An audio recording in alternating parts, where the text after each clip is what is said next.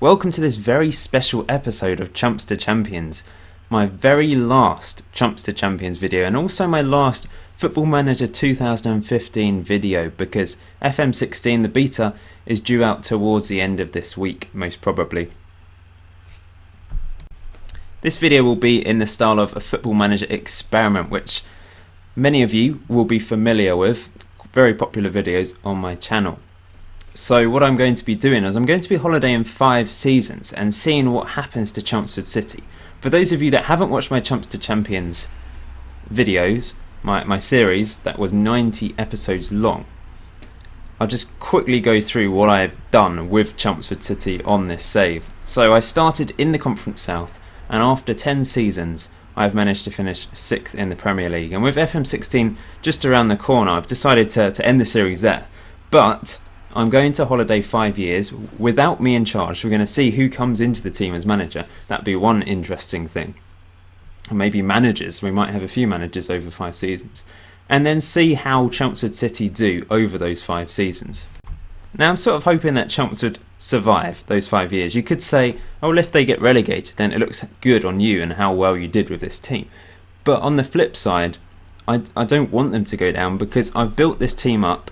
I've really improved the club financially by getting into the Premier League. I effectively finished 6th in my first season in the Premier League with a championship quality club. A couple of real stars in the team. Papilli, who got over 40 goals, and Kovalas, the right winger, who got tons of assists. So it's going to be interesting to see how those two do, whether Chelmsford City sell them, can they go on to bigger and better things in the future. We will track the career of some of the star players from this season in particular.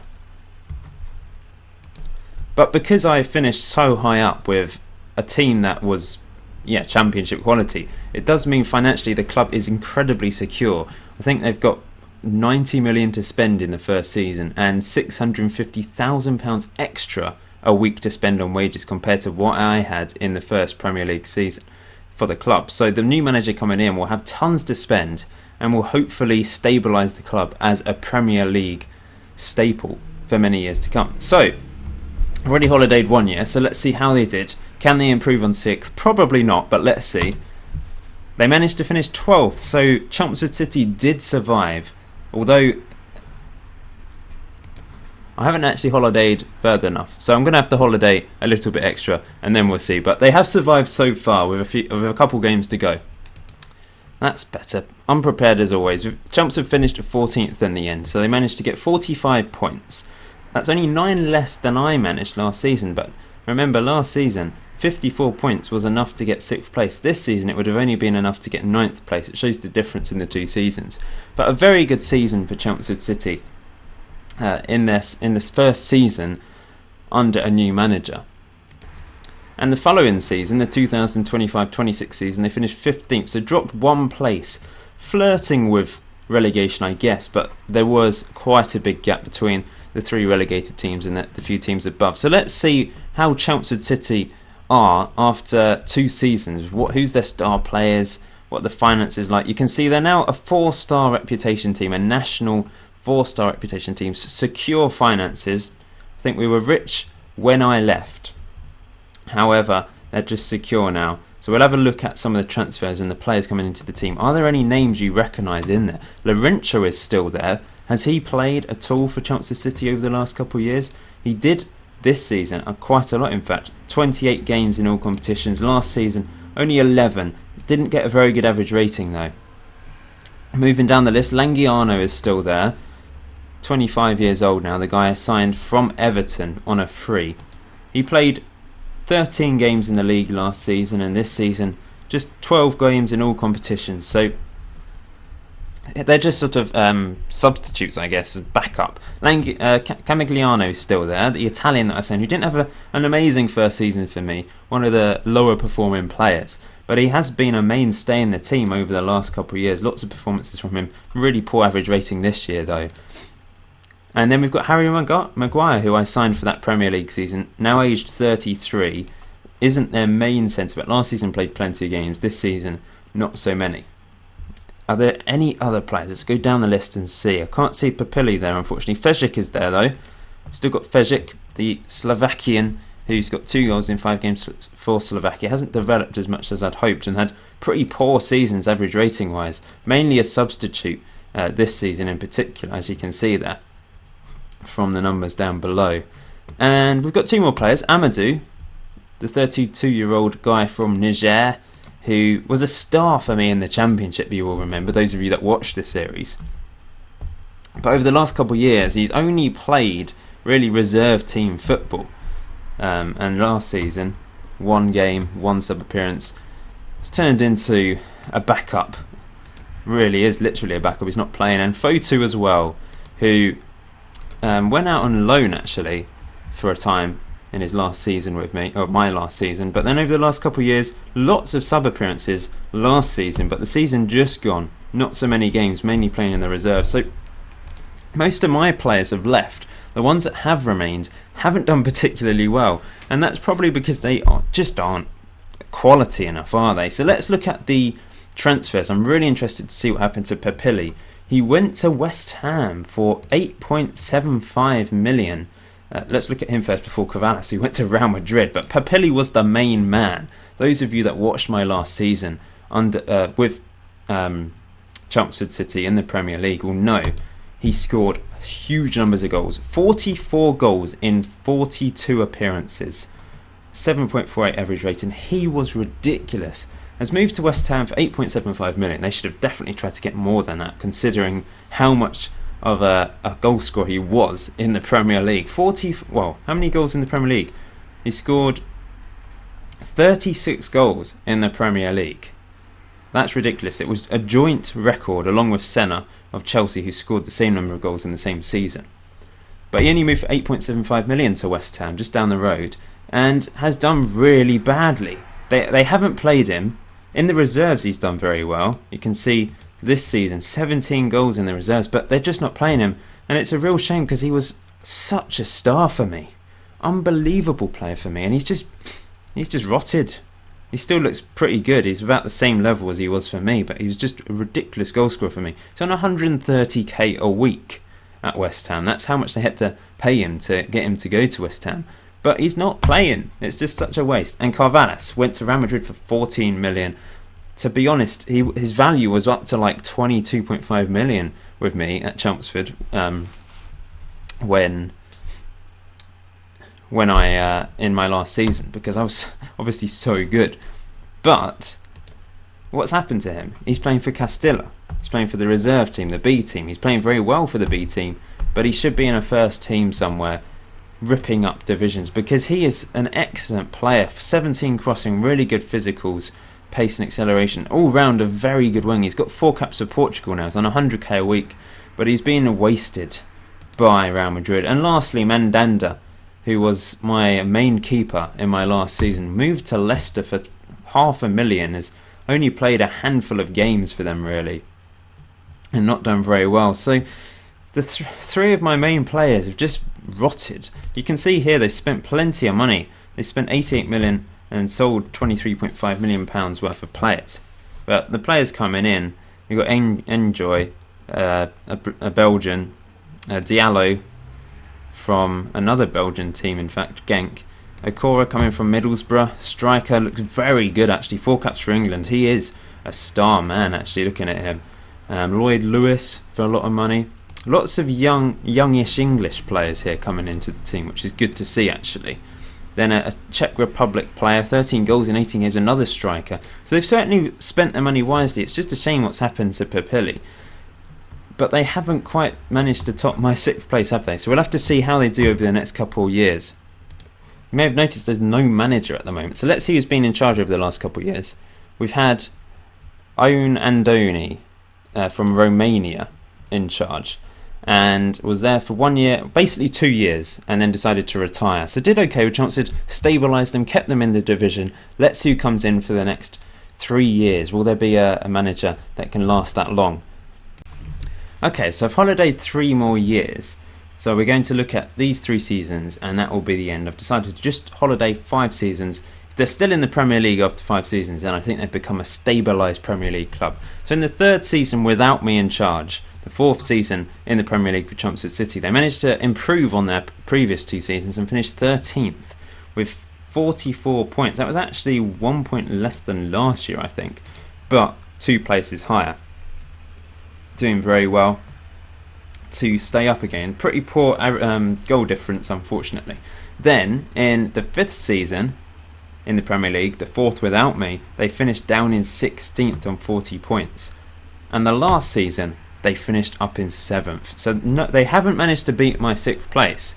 This is the 6th season in the Premier League for Chumps City. However, they've improved 57 points. That's more than I managed in my first season in the Premier League. Very good season for Chumps City there. So obviously have become a stabilised Premier League club and almost grabbing a European place this year.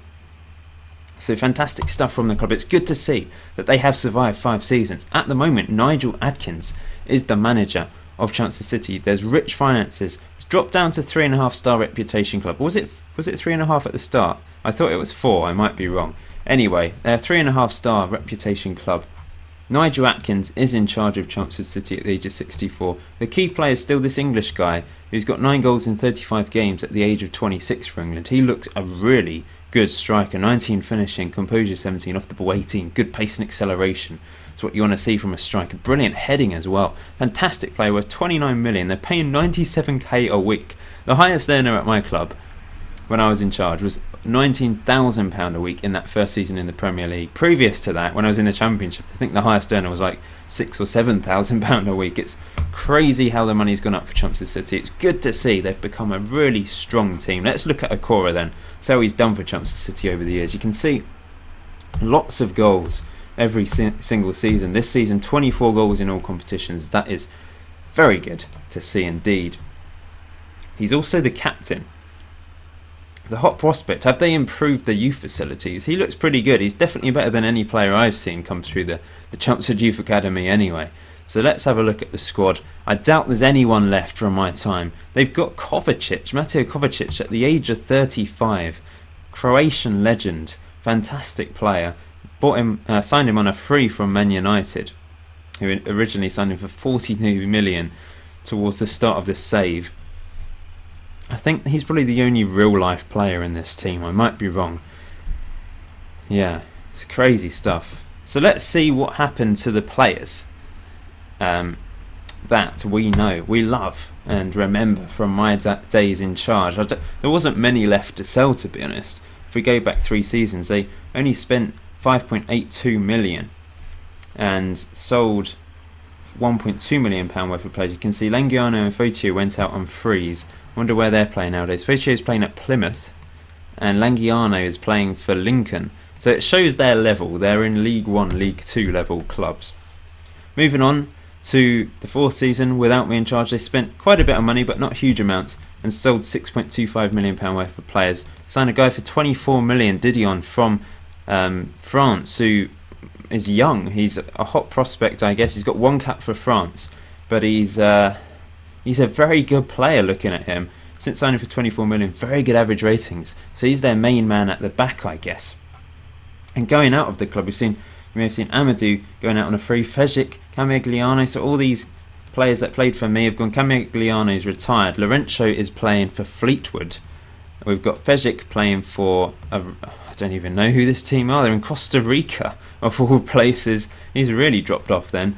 And lastly, Amadou, who's playing for Caracas at the age of 35. Interesting stuff, really is. And in the last season, I think that's everyone. They spent £20 million.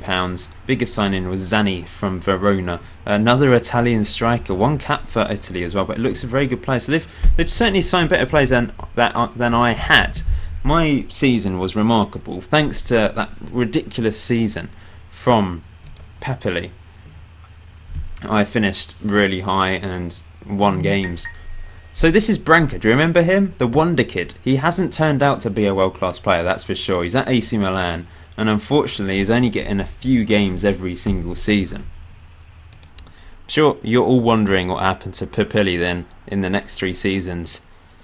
He struggled. Still on 130k a week at West Ham. His contract's about to run out. But look, he's not played a single game in the league for 3 years. That is ridiculous. What have they done to him? He scored 44 goals in his first season in the Premier League, and West Ham have just ruined him. West Ham are the team I support, you know that, but that is annoying that they have ruined one of the players I love, one of my favourite ever players from a Football Manager game. They've ruined. Papilli was amazing. I suppose if I ever had time, I have saved the game, so maybe one day in the future when I'm maybe bored of FM16, I'll go back to an FM15 save, go back to this one, and play through and see what I can do with Chumps City, and with Papilli in particular, because what a player he was for me, eh? What a player.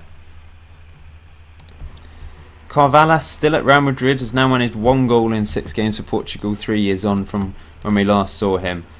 Has actually started to play for Real Madrid a bit more, to be fair. Just a handful of games the last 2 seasons, and the most recent season managed to get 15 appearances under his belt, 1 goal and 3 assists. That's okay for a player at Real Madrid. But still, I don't know. Oh, we're clicking on the wrong thing here. There we go. He could have done so much more. And likewise, if I stayed at Chumps City, he could have become a star player. On the whole, though, Chumps would have done very well. We have to say that. They have done very well, considering their history down in the Conference South for so long, and I've got them up and I've managed to stabilise them by providing the new managers with plenty of money. That the signings have been very good, admittedly, but it's just a shame to see some of the players I loved ruined. So they've had 2 managers since we last checked in. Kenny Jackett was in charge for basically 2 years, then retired from management. That seems to be a theme here. And Nigel Adkins is probably going to retire from management next year or something. He's 64 now. He's been here just over a year and doing a good job. But no cups have been won whatsoever, as you can see here, if we just go down the manager list. The only thing ever won is me. I managed to win League One. So it would be great to see Chumps would win a cup, but they haven't managed to do so. There's definitely a big staffing list in there now. Glenn Johnson is Director of Football for Chumps City. That is really random. The chairman's still the same guy, the Portuguese guy, rolling in the money now, thanks to me. But yeah, much bigger group. Paul Mitchell. This isn't the Paul Mitchell though. He's a scout, a 70-year-old scout. You're probably wondering what happened to my hero, Paul Mitchell, though. Let's have a look to see what happened to him in the end. He's at Hamilton at the age of 30. He managed to get 3 goals in 11 games for Scotland. I never managed to sign him fully for Chumps, you know that. I managed to get him on loan 5 seasons in a row. He went back to Reading, didn't play a single game the next season in the league. Then played 3 league games the following year, and then another 3 the year after that, before moving to Hamilton on a free. Reading finally let him go. It's ridiculous how long they held on to him, and he had a very good first season with Hamilton. This season not quite as good, but 16 goals and then 12 goals. I guess they're playing him up front actually, rather than in midfield. Yeah, mainly up front. But he was such a great player for me. Paul Mitchell, brilliant, happy memories of him. Fantastic for me. So many goals, so many assists, and just a really, really good player. Good old Harry Hickford at the age of 33. He's playing for Doncaster now, down in League 2. Went to Birmingham. He was released at the end of my last season. Went to Birmingham in League 1. Had a few decent years there before moving to Doncaster. But I reckon most of you are interested to see what happened to Tom Lovelock. He actually retired a year after I left Chumps City. He had another year on his contract to go, and then at the end of the 2025-26 season, was that 2 years after I left? I'm not 100% sure there. He finally retired from club football. Had an amazing career for me, didn't he? Went all the way from the bottom to the top, and the only player to do that for me, going from the bottom to the top, and played a game, at least one game every single season. Did play one game for me in the last season, in I think a League Cup or FA Cup game. So yeah, there we go. I think we'll probably leave it with Tom Lovelock. I think that's everything. I've probably missed something really important, but I hope you found that interesting. As you can see, Chumps City survived without me in charge, thanks to me establishing them in the Premier League and getting tons of money in that first season in the Premier League. They've turned it into a staple of the English Premier League. It's great stuff. So in the future, I may come back to this save just personally, and if I do, I might tweet out how I do and give you updates there. So if you don't follow me on Twitter, please do, but it won't be for a while. I mean, it'll probably be like in 10 months time when I'm bored of FM16 and I just want to go back to something and play with Chumps City and have a bit of nostalgia. One day, maybe I will manage Chumps City once again in a YouTube series, perhaps FM17, FM18. Seems to be maybe a 3-year cycle now. I did FM11, now I've done FM15. That's actually 4 years, isn't it? My maths is terrible. So maybe on FM19 I'll do another one. Who knows? We'll see how it goes. Thanks for watching, guys. Please hit that like button if you found this interesting, just to have a look at some of the players. It's a shame what happened to them. Without me in their lives, they were ruined, and it is sad. But Chumps City lives on with new stars, new established stars, recycled players, and the team is doing really well, which is great to see. Thanks for watching. I'll see you soon, guys.